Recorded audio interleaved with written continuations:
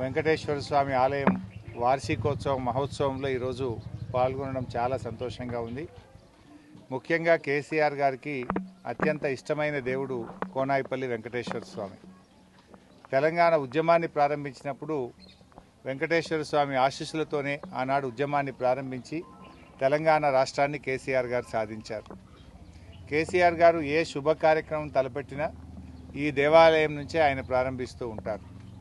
కేసీఆర్ గారి నాయకత్వంలో 3,60,00,000 రూపాయలతో ఈ దేవాలయాన్ని అద్భుతంగా తీర్చిదిద్దింది మరి బీఆర్ఎస్ ప్రభుత్వం, ముఖ్యమంత్రిగా కేసీఆర్ గారు చేశారు. ఈరోజు అనేక ప్రాంతాల నుంచి కూడా ఇక్కడికి భక్తులు వచ్చి వెంకటేశ్వర స్వామిని దర్శించుకొని ఎన్నో మొక్కులు ఇక్కడ మొక్కుతూ ఉంటారు. వారి మొక్కులు కూడా చెల్లించుకుంటూ ఉంటారు. మరి ఈ వెంకటేశ్వర స్వామి మరి ఇంకా రాబోయే రోజుల్లో మనకు మళ్ళీ తెలంగాణ రాష్ట్రానికి పూర్వ వైభవం వచ్చే విధంగా ఆయన ఆశీస్సులు ఉండాలని నేను కోరుకుంటా ఉన్నా. అదేవిధంగా దేవాలయాలను కూడా కేసీఆర్ గారు ఎన్నో దేవాలయాలను అభివృద్ధి చేశారు. మరి యాదాద్రి లక్ష్మీనరసింహస్వామి దేవాలయం అయితేనేమి, తెలంగాణ వ్యాప్తంగా కూడా ఎన్నో గుళ్లను ఆయన అభివృద్ధి పరిచారు.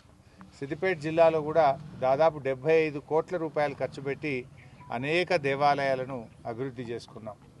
రాష్ట్రంలో అధికారంలోకి వచ్చిన కాంగ్రెస్ ప్రభుత్వం 15 నెలల్లో దేవాలయాలకు అసలు డబ్బులే విడుదల చేయడం లేదు. కొత్తగా ఒక్క దేవాలయం కూడా డెవలప్మెంట్ ప్రారంభించలేదు.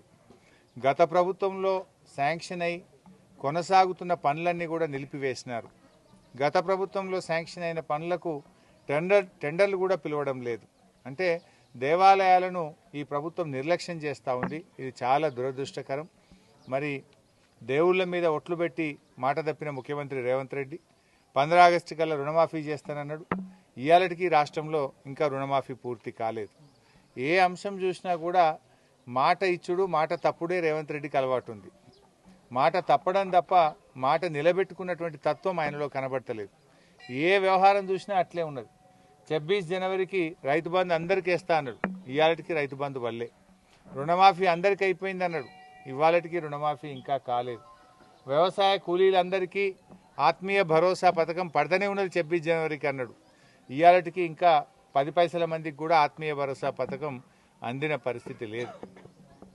కేసీఆర్ గారు ప్రారంభించిన అనేక సంక్షేమ పథకాలకు కోత పెట్టిండు. వానకాలం రైతు బంధు ఎగబెట్టి 8,000 కోట్ల రూపాయలు రైతులకు అందకుండా చేసినారు.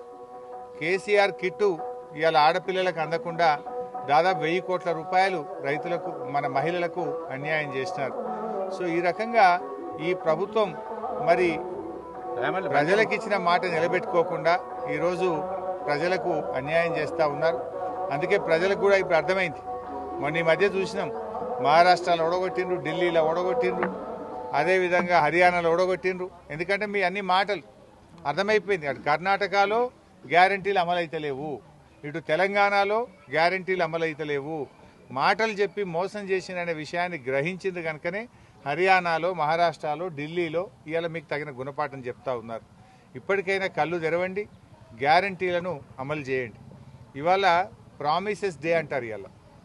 ఇవాళ రోజు ఏంటంటే ప్రపంచవ్యాప్తంగా దీన్ని ప్రామిసెస్ డే అని అంటారు. అంటే ఎవరైనా మాట ఇస్తే మాట నిలబెట్టుకోవడాన్నే ప్రామిస్ అంటాం. ఇవాళ ఫిబ్రవరి 11వ తేదీ ప్రామిస్ డే, అంటే మాట నిలబెట్టుకునే దినం. కానీ రేవంత్ రెడ్డి 6 గ్యారంటీలు అమలు చేస్తా అని బాండ్ పేపర్ మీద రాసిచ్చిండు. చాలా దేవుళ్ళ మీద ప్రామిస్ చేసిండు, ప్రజల మీద ప్రామిస్ చేసిండు. కానీ ఆయన ప్రామిస్ నిలుపుకోలే. ఇవాళ ఫిబ్రవరి 11 ప్రామిసెస్ డే సందర్భంగా రేవంత్ రెడ్డికి నేను అప్పీల్ చేస్తున్నా, ఇప్పటికైనా నీ ప్రామిస్లు నిలుపుకో, నీ ప్రామిస్లను అమలు చెయ్యి. బీసీలకు 42% రిజర్వేషన్ ఇచ్చినాకనే స్థానిక సంస్థల ఎన్నికలు పెట్టు. ఎందుకంటే నువ్వు ప్రామిస్ చేసినావు 42% బీసీలకు రిజర్వేషన్ కల్పిస్తాను, నువ్వు మాట ఇచ్చినావు.